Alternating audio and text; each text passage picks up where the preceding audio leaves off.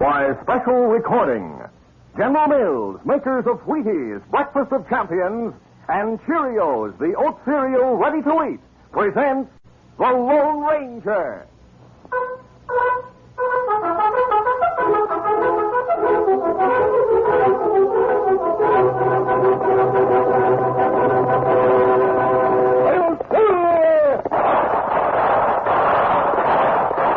A fiery horse with the speed of light, a cloud of dust, and a haughty Hi-Yo Silver, the Lone Ranger.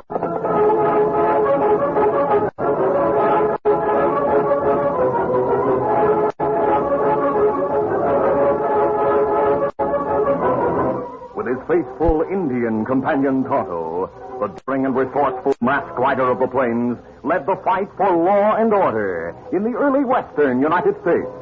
Nowhere in the pages of history can one find a greater champion of justice. Return with us now to those thrilling days of yesteryear. From out of the past come the thundering hoofbeats of the great horse Silver. The Lone Ranger rides again. Lone Silver, let's go, big fellow. Hail Silver, hooray!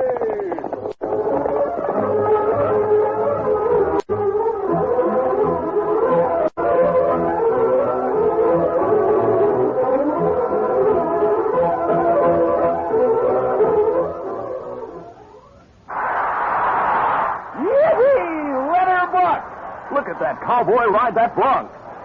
Who is it, Lone Ranger? That's champion Bob Burrows. What you say in that saddle? Well, he sure makes it look easy. Well, you know it isn't. Bronc busting is hard to do, harder to learn. Take Bob Burrows. I know he started riding as a youngster.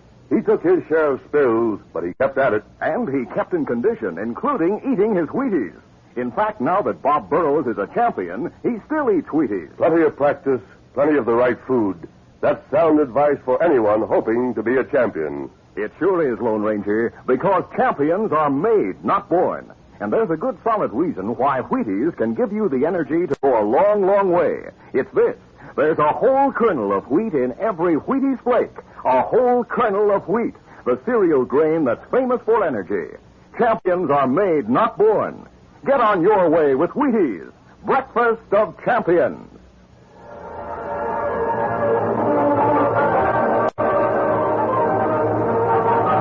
It was press day at the Modoc City News, and Inky, the 14-year-old adopted son of editor Tom Bent, was busy sweeping the floor of his office.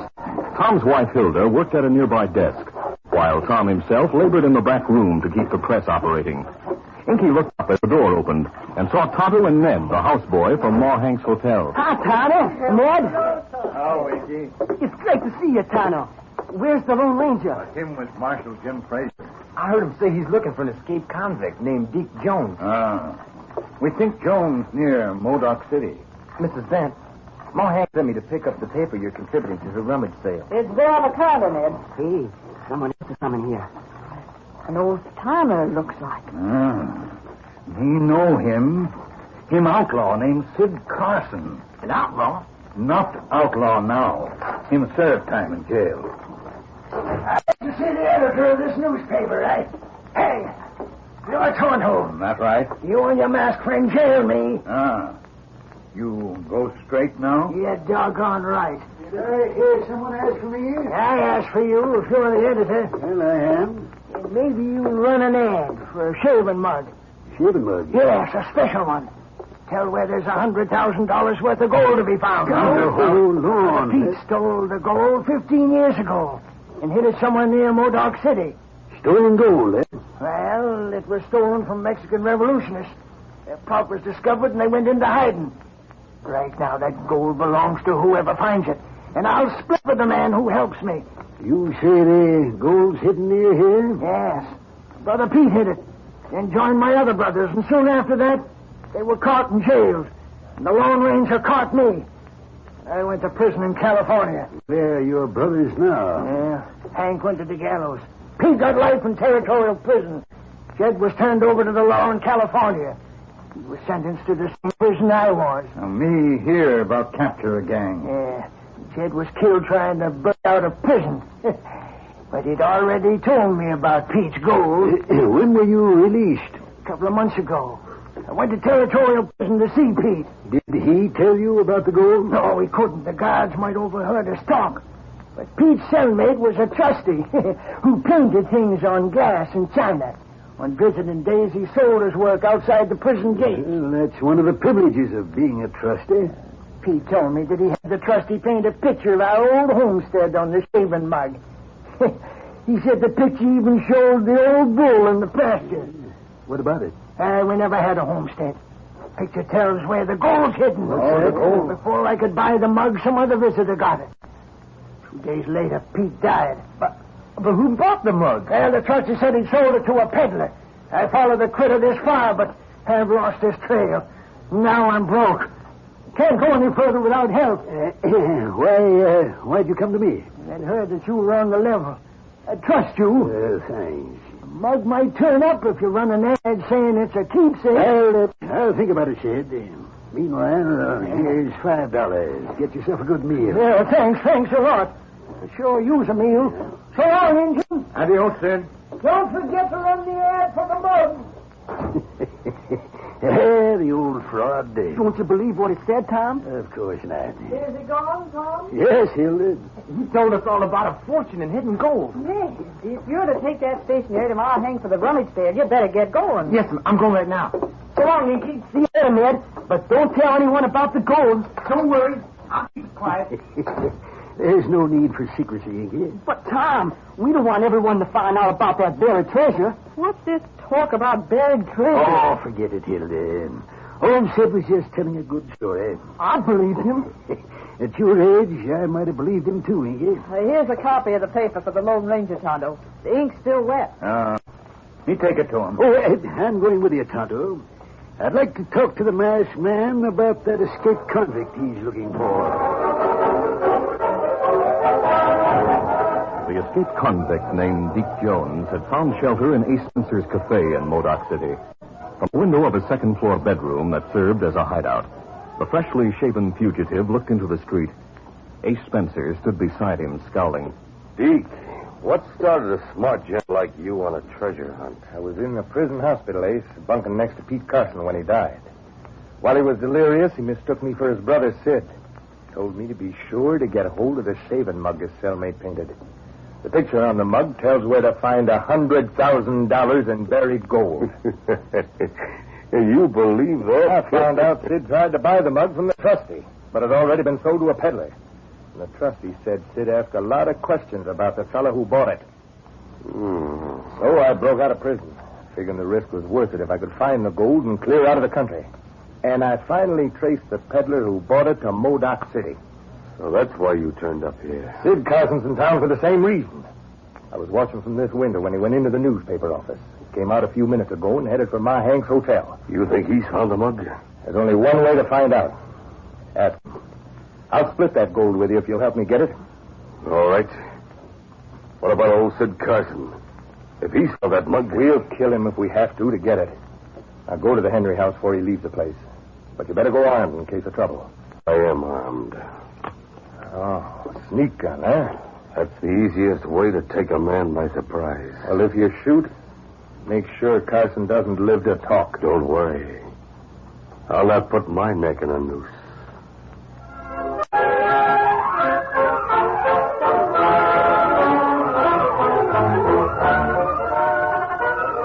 The curtain falls on the first act of our Lone Ranger adventure.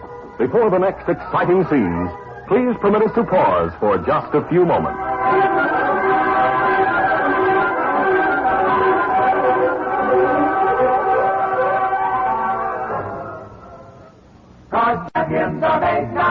Yes, sir. Get on your way. Get on your way. Get on your way with Wheaties. It's good to know you can make something out of yourself, and you can, because champions are made, not born. Take the story of Jack Kramer, tennis star.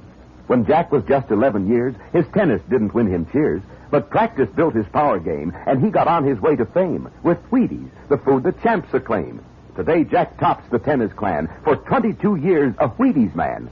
Jack Kramer, going steady on Wheaties since he was 11 years old.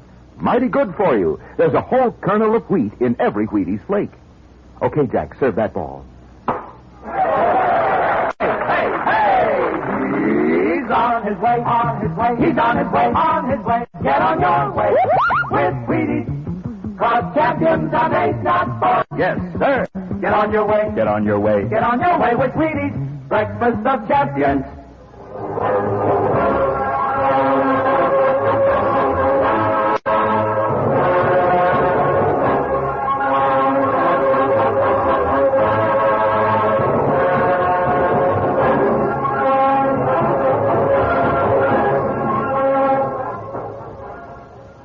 Now to continue.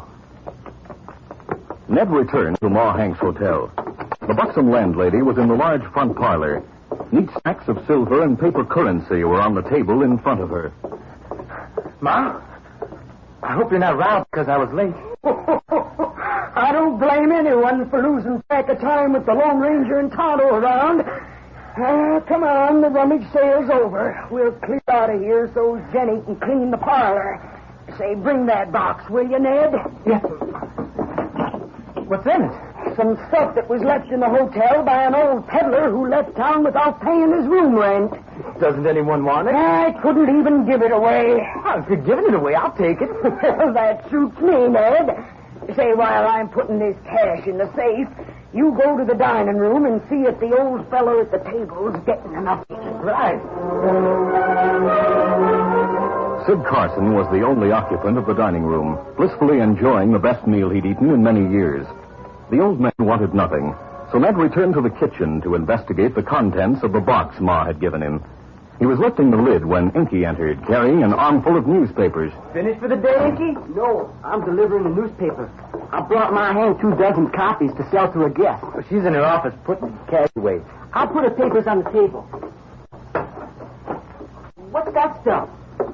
Oh, that's just some things we couldn't sell at the rummage sale. Look, here's an old mouth organ. Hey, it works. Here's an old pistol. But the trigger's busted. Oh, that's no good. There's a shaving outfit. Ah, the mug's cut and chipped. No one would want that. Ned, look at the picture on the mug. Just a lot of scenery with a bull in the pasture and jumping grasshoppers. That's the mug. The one the trustee painted. You're right.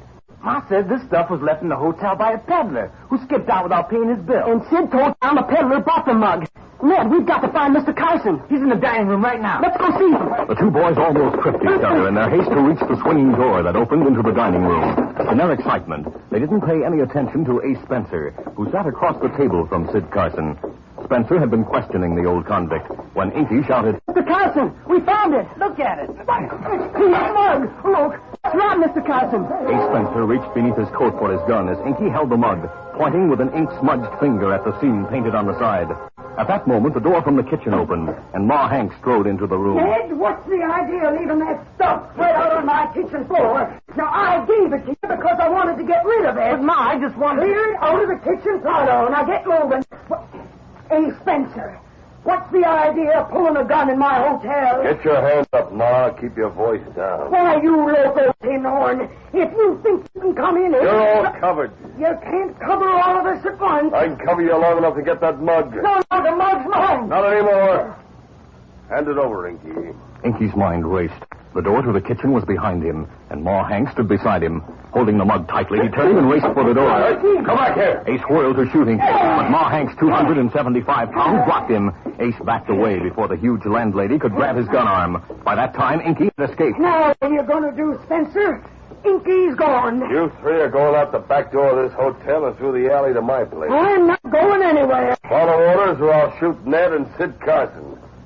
And I'll put a bullet through you. Why, you dirty skunk. If I had my scatter gun... Get up and get moving.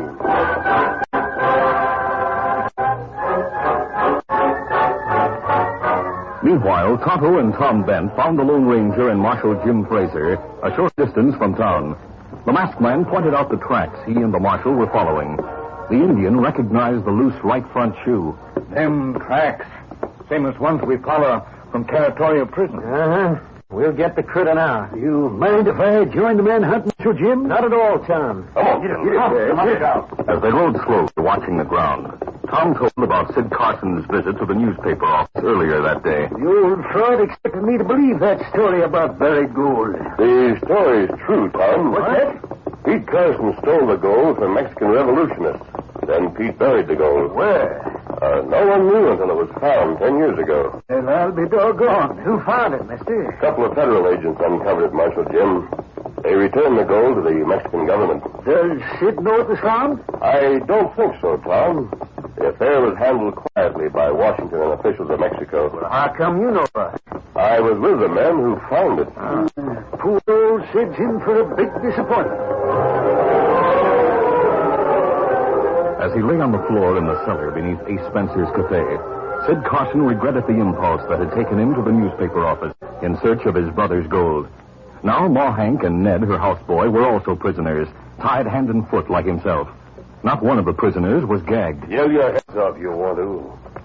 This cellar's so well built, no one will hear you. You're local, Ace Spencer. Think you'll bring the law here? I doubt that, Ma. I think she's right, Ace. Yeah? He doesn't know I brought these three here, Deke. No, but he's likely to start a search of the whole town. He won't if he knows his friends will die. What do you mean? I'll tell him to give me the mug and keep his mouth shut, or else. Or else we shoot these three, huh? Right, yeah. You keep an eye on him, Deke. I go look for Inky.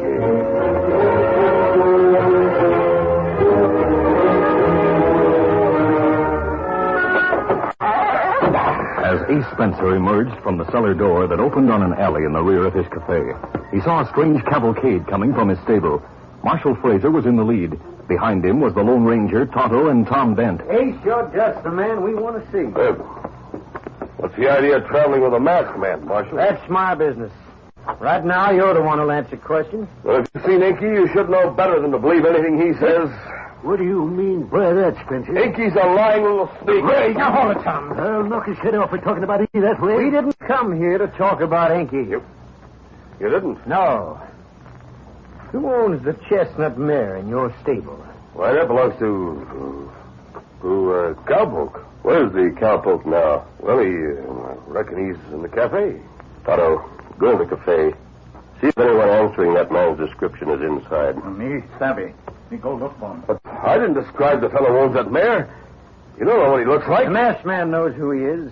Why'd you ask me about him? Because I figured you were a crook. You can't prove anything against me. I never had anything against you except the crooked games you run in your cafe. You cleaned those up. I paid my... And I turned you loose.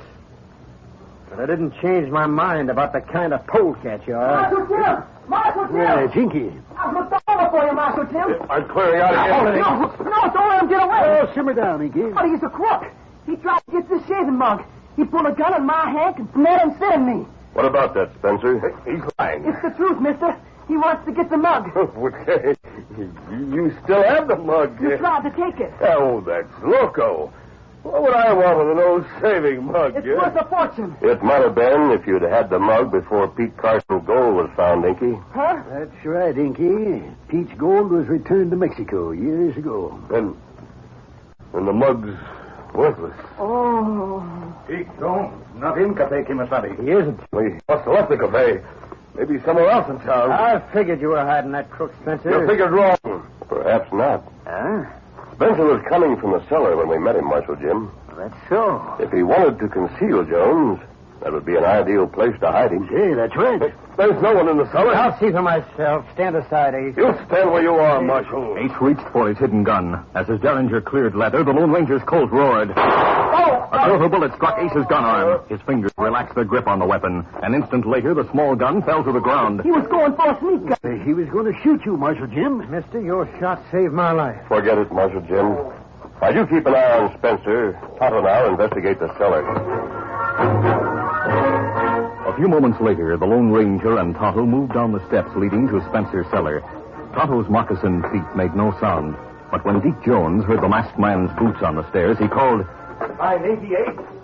Did you get the mug? Turning his attention from the prisoners, Deke looked toward the steps, expecting to see Ace Spencer. Hey, what the... Oh, mister, thank goodness you're here. Don't try for that gun, Deke. Hey, how'd you know my name?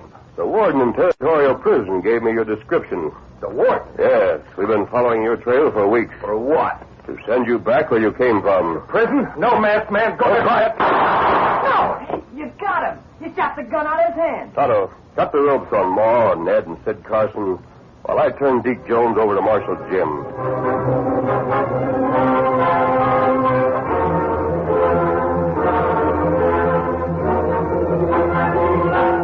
15 minutes later, Deke Jones and Ace Spencer were in jail.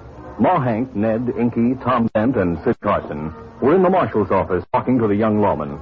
They explained how Ace had captured them. He'll pay for that. And he'll likewise get a stiff sentence for hiding an escaped convict. That's one trial I'll enjoy watching. I'll have a front seat in court the day he's sentenced. I wish the masked man could be there. He and Tano have already left town, Inky. They're riding back to Territorial Prison to report Deke Jones' capture to the warden. Well, I reckon I'll go back to the hotel. Say, Sid, I need a feller to help out the Henry house. If you want the job, it's yours. Gosh, ma'am. Working at the hotel means that I'll get 3 square meals a day. I'll work for free just to be sure of eating your cook. You eat at my place for a while, Sid, and you'll fatten up in no time. Come on, we'll see about finding you a place to bunk. I never figured folks in Modoc City would be so good to an old convict like me. Here's your shaving mug, Mr. Carson. I'm sorry someone else beat you to the gold. Thanks, Inky. Who got that gold? The masked man said he and a couple of federal men found it 10 years ago, Sid. They returned it to the Mexican government. Oh, poor Pete. He'd be downright broken up if he'd known his gold was found by 2 lawmen and the Lone Ranger.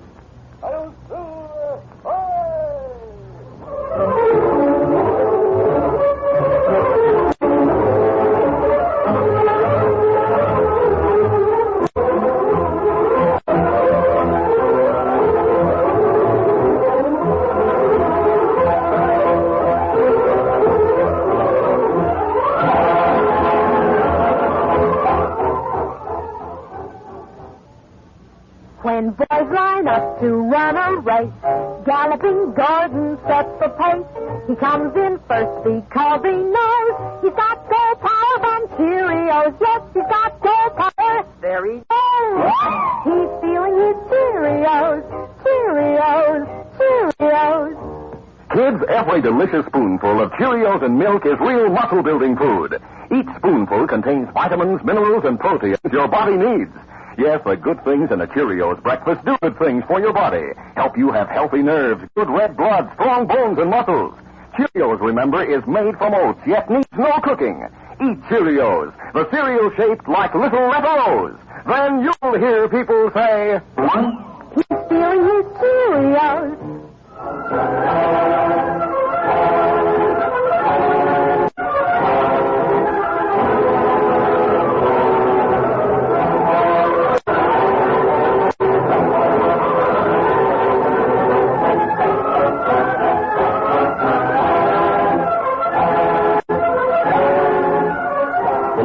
A copyrighted feature of the Lone Ranger Incorporated, is created by George W. Trendle, produced by Trendle Campbell Muir Incorporated, directed by Charles D. Livingston, and edited by Fran Stryker.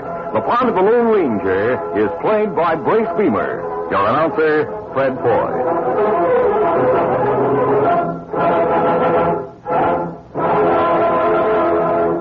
The Lone Ranger is brought to you by General Mills every Monday, Wednesday, and Friday at this same time. Be sure to listen. This recorded program has come to you from Detroit. This is ABC Radio Network. You've been listening to the OTR Gold Network. Find more classic radio at otrgold.com.